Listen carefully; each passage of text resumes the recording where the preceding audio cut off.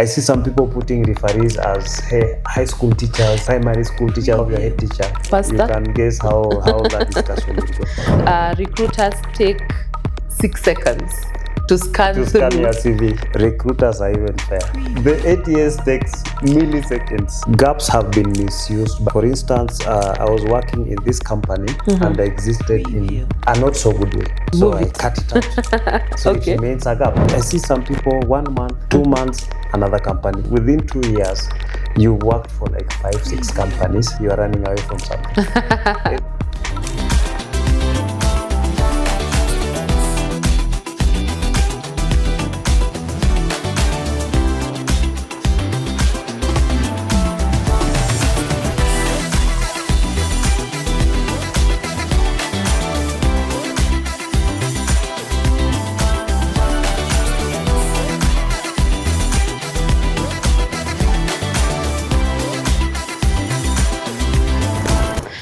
Hi guys, we are back again, and today we are going to be asking Collins. We are going to hear directly from the horse's mouth what happens when you send in your CV for that job application that you have done.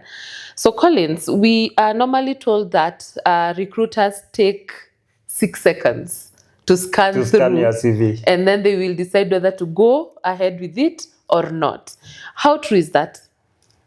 Let me tell you, recruiters are even fair. They take 6 seconds. The ATS takes milliseconds to scan your CV. Yes. And it's true. I'll give you my example. When I'm scanning a CV, and I like CVs that have that part called key skills, because it's a summary of what you can do. Yes. So it only takes me 6 seconds to view that. Okay. But on a normal day, I look for the keywords that I was looking for. So if I want a manager, I look for your CV. I'm just looking for the word manager. If I'm seeing officer, intern, I know Kando. So it takes me like 6 seconds. So it's true. Okay. But see, a recruiter will take 6 seconds. The ATS will scan for the same keywords within milliseconds. Okay. And it will know this CV has those keywords that I'm looking for. Okay. Yes. So when we are talking about taking the 6 seconds, the scanning, what you're telling us is you're basically looking to see whether me as a job seeker fits into that role. Yes, I'm looking if you have the skills that I want you to have. I'm looking if you've been in that job that you are applying for. Okay. So, and that's why I'm saying if you're applying for a manager position and you've never been a manager or it's not appearing anywhere in your CV, chances of being shortlisted are very small. Okay. Yes. Okay. So I think what from the other episodes, everything is just coming together in my head, because this again takes us back to what we talked about previously of having a strategy when you're applying, making sure that you're customizing your CV to fit the job that you're applying for. So that now when your CV lands, either if it is landing on the ATS system or it is landing on the laps of the hiring manager, then they are quickly able to pick out that hey, this person has the skills, hey, this person probably has the previous experience for that. So tell us, what tips can you give us as we are creating our CVs? I don't know how many you want to give us in this session. I'll give you enough to keep you going. Yes. So you see now, a good CV, there's a way it's supposed to be structured. Yes. A good CV should have the heading up there. And if I'm a human resource manager, it should appear somewhere up there. Okay. Saying Collins, human resource manager or strategy person, then it should have some summary, a brief summary of who I am. I've been in this industry for 17 years. This is what I've been able to do. Now, the key part is the skills part. Make sure you have the skills part in your CV. Okay. If, let's say, you're able to, maybe for a developer, there are those languages that you're very good at. Yes. Probably there are these projects that you've done and all that. Capture them in your skills part. Okay. But now, the CV itself, again, there's a format that the CV should have. I see some CVs that are jumbled up, and I see some people even doing their CVs in for now, for 8 years, the simpler the better. Okay. I see people putting their photos, people putting those photos, they confuse the ATS, because an ATS is a program that has been instructed to read some. If it's bold, it's bold. It will read as bold.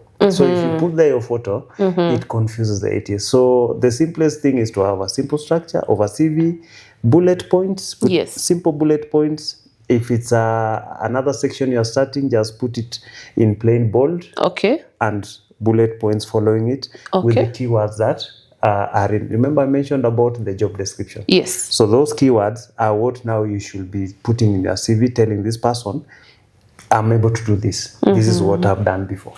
Okay. So it's about the keywords.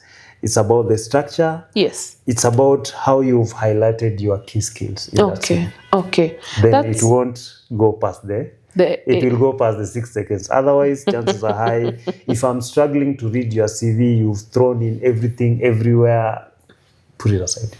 Thank you, Collins, because you've mentioned a very interesting point of photos. I know it's a question that we normally have as job seekers. Should we have a photo of ourselves? Is it important? Does it bring appearance bias? You know, especially when yes, it does. It does, brings appearance bias, but it's not. You know, there are those positions that require you to put a photo. Yes, yes. Yes, there are those positions. Probably you are told to do a profile of yourself. You'll have to put a photo there. Yes. But there are those positions. A normal CV does not require a photo. Okay. And again, it also protects you from hiring bias, because probably whoever is looking at your CV does not like how your face looks. Yeah. You know, a normal shortlisting should not look at your face, and it's not adding value to the shortlisting. Shortlisting is about your experience, your skills, what you're able to do. That is how a shortlisting that is not biased. Now, when you put there your photo, you open yourself to bias. Yes. Now that we're talking about a CV, let's go to references. Available when necessary. Yes. So should we have referees? Should we not?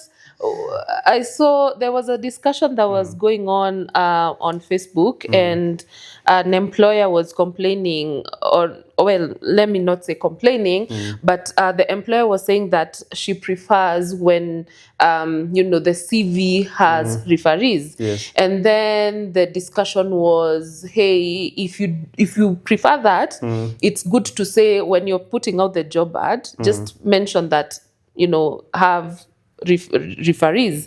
The issue of data protection comes in, because again, assuming that you're going to be applying to 3-4 jobs and you have the referees, these are their personal details and in ENEA. So as a recruiter now, because we have you, tell us, do we put our I'm laughing because I've seen so many CVs, and at the end someone says referees available upon request. Then I'm like, why are you wasting this space writing all this? Yes. Because one, you see, the only place you can have trouble with your maybe sharing your referees is one, if you're using one CV to apply for all jobs.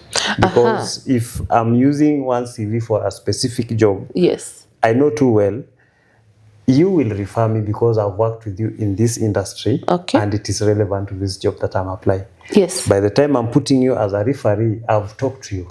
Yes. And you know too well you are my referee. Yes. So when you appear in my CV, it's something that has been consented. I see some people putting referees as high school teachers, primary school teachers who probably have even forgotten about you. Yes. But a referee should be someone who will be able to now validate you either on a professional end or personal end. Okay. Somebody who, when I call, they'll be able to say, yes, I know Sophia. We worked with her. These are the things she was doing. I can recommend her. Okay. But now you have your head teacher, primary school. Your pastor. You can guess how that discussion will go. Okay. Yes. So we put them. We have them there. The referee, and like I said before, if your strategy is fine, yes, you will not have trouble which referee to put where. Yes, that's because true. Most probably these are people you worked with. These are people who, when they are called, they'll actually vouch for you and say, yes, this person, I've worked with them, and they're a good hire. Okay. Yes. Okay. Thank you so much, because that is a very confusing bit when it comes to when we are sending out our applications. So I hope you've heard it is okay to put in your referees, but make sure that you have talked to them and they can vouch for you. Yes. The other question that I'm going to ask you is about gaps in the CV. Life happens. Yeah, sometimes life happens and we find ourselves, we have taken a bit of time away from employment. Yes. And now you find that we have a 1 year gap or even less. Do these gaps affect the hiring decision when you as a recruiter, you notice that I have a gap? Does it affect?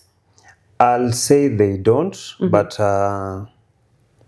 gaps have been misused by some people. Okay. For instance, I was working in this company and I existed in a not so good way. So I don't want that company to appear in my CV. So you remove So I it. cut it out. So it remains a gap. But you see, there are those gaps where probably someone has gone to take care of a sick parent or a sick sibling, or maybe a mother has decided I'm going to take care of my children. And if you're able to explain it very well, it's okay. Okay. Yes. Okay. The problem is when a gap is hiding something. Okay. Yes, probably something that has been Control X. Then now you proceed with the others. Then now someone might want to. The other thing about gaps is probably, the other worry is someone might be worried that you've not been in the industry for quite some time. Okay. Because things change a lot. Yes. And when now, let's say, the way tech works, the version of you 2 years ago is not the same person now. Yes. So you could be having a gap, yes, but you, on the sides, you've kept yourself busy on the industry trends. There are those 1-2 things you've been doing which keep you sharp and keep you relevant in the industry. That way a gap can be explained. Okay. Yes. Now, in relation, now the cousin to the gaps, which is job hopping. Someone stays for 1 year, for 6 months in this job, and then they go to another job. Some argue that it's a way of growing your salary. Some argue that it can bring questions from the employer. What can you say about job hopping? You know, there's this question you normally ask 5 years from now. Yeah. Where will you be? Yes. And I also know very well. Yes. In 5 years probably. But see, now when it comes to job hopping, there's that hopping that is healthy. But I see some people 1 month, another company, 2 months, another company. It shows a lot of instability. Okay. And also you might want to ask yourself, is this person really going to stay here? Because within 2 years, you've worked for like 5-6 companies, then there's a problem. But there's that job hopping where you've stayed in a place, because there's the normal learning curve. Yes. If you stay in a company, there's something you learn within 2-3 months, 6 months, 1 year. 1 year, 1.5 years, you can say it's okay, looking for growth. But 2 months, 1 month, you are running away from something. Either you are running away from responsibility, yes, or maybe you are just the kind of person that likes job hopping. And you are so nobody will want to hire someone.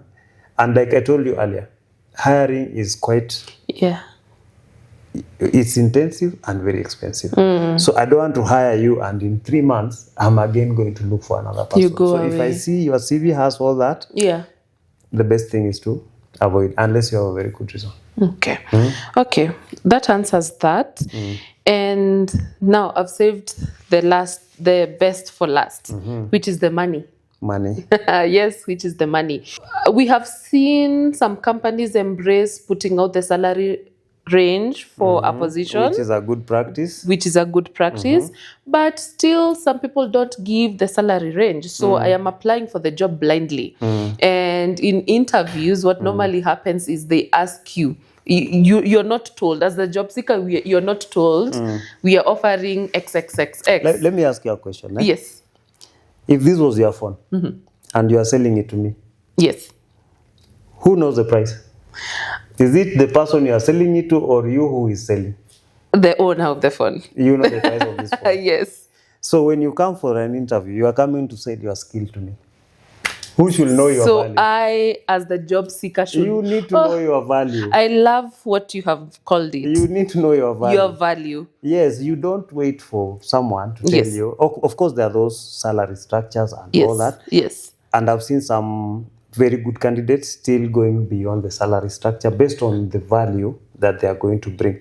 So if you go there feeling helpless, you are going to work with what the employer is giving you. Yes, they'll give you what they are giving you. But if you go there in an authentic manner, and you know this is the value, and remember I told you, every time you walk into an interview room, Yes. you need to know, what problem am I going to solve in this company? So the more you know it, the more you know your value. You've heard of this joke that they normally say about engineers who could not repair a ship. No, tell us. There's this story, I normally see it, where a ship broke down and they brought in all sorts of engineers to come and do the repair, and they couldn't. Then they brought in a technician who came with a hammer, and he knew where to knock. So he just went and knocked, and the ship was okay. Yes. And the bill was very big. So these guys were like, you only took seconds to sort it out. Yes. But this guy was like, it took me how many years to learn to know? Yes. So this guy knew his value, Yes. and he was pricing his value correctly. But now if you let yourself go in there, you don't know your value, then you'll have a problem with salary. Okay. Yes. So it's good to go there. Yes, it's good to be flexible, but it's good to know your worth. Oh, wow. Okay. It's good to know your worth. I love that. I love that you've mentioned it's good to know your worth. So tell me, because it still happens, they will still ask me, how much do you expect? Do I give like an answer? Do I tell them 150,000? Or do I give a range? Because that's also a discussion that's normally there.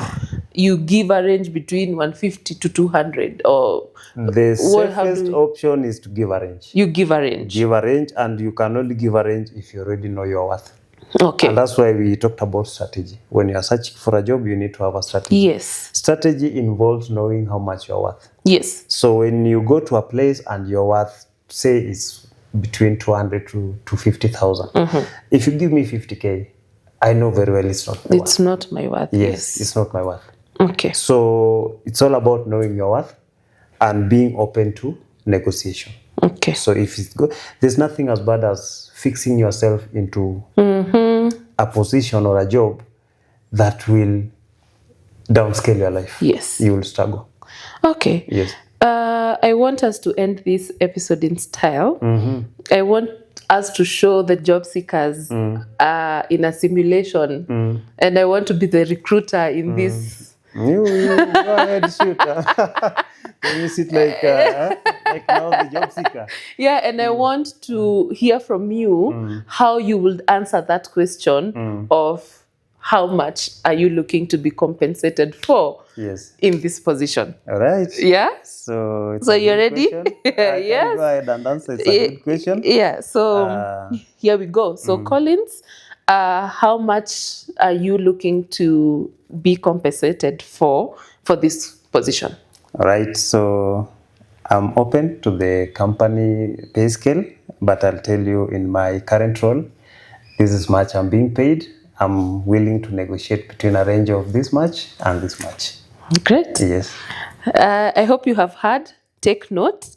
Know your value. That, I think, for me, what I have picked from this conversation is know your value. Don't sell yourself short. Yes. And probably maybe also, Collins, I'm thinking, will it be also okay for us as job seekers to like do our homework and know in the market currently how much that position is paying? Of course, including calling employees in that company. If you know them, you can call and ask, hey, I've been called for this interview.